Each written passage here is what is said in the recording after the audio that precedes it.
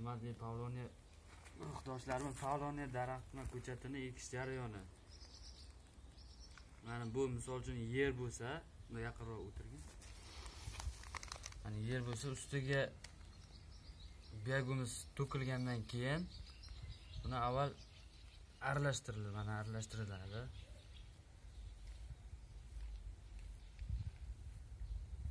Mana yer tayyor. Keyin bu ko'chat uchun chuqur qo'l bilan kavlab olinadi. Ko'chatni o'zini mana bundoq qilib tiqish kerak emas. Tiqilsa bu po'stiga zarar yetkazib qo'yishilar mumkin ko'chatni o'ziga. Bunda kavlanadi-da. Ko'chat shunda mana shu kesilgan tarafi bilan yerga ko'miladi. Ko'milganda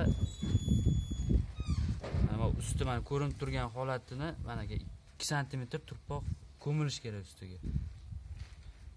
Mana keyin mana shunga bosib qo'yiladi. Unaqa qattiq zich bosib yormaysizlar.